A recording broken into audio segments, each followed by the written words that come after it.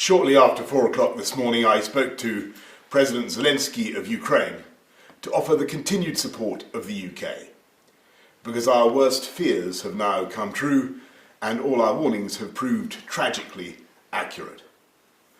President Putin of Russia has unleashed war in our European continent. He's attacked a friendly country without any provocation and without any credible excuse.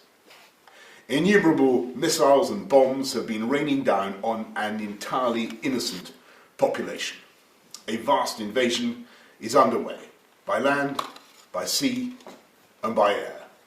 And this is not in the infamous phrase, some faraway country of which we know little.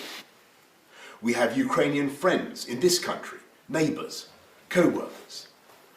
Ukraine is a country that for decades has enjoyed freedom and democracy and the right to choose its own destiny. We and the world cannot allow that freedom just to be snuffed out. We cannot and will not just look away. It's because we've been so alarmed in recent months at Russian intimidation that the UK became one of the first countries in Europe to send defensive weaponry to help the Ukrainians. Other allies have now done the same, and we will do what more we can in the days ahead. Today, in concert with our allies, we will agree a massive package of economic sanctions designed in time to hobble the Russian economy.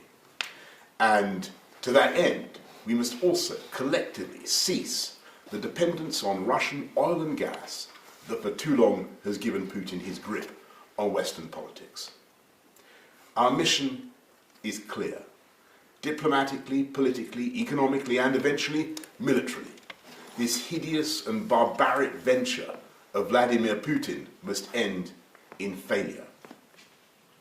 And so I say to the people of Russia, whose president has just authorized a tidal wave of violence against a fellow Slavic people, as the parents of Russian soldiers who will lose their lives, I cannot believe this is being done in your name, or that you really want the pariah status it will bring to the Putin regime.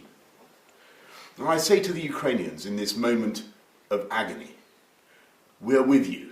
We're praying for you and your families, and we are on your side.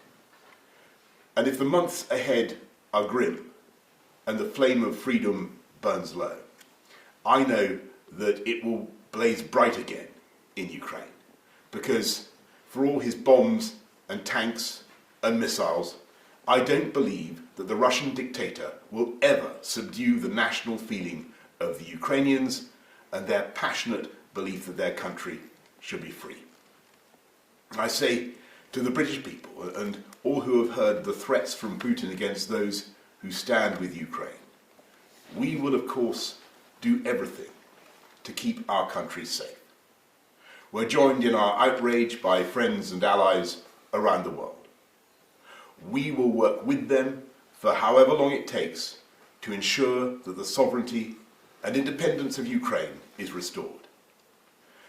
Because this act of wanton and reckless aggression is an attack not just on Ukraine, it's an attack on democracy and freedom in Eastern Europe and around the world.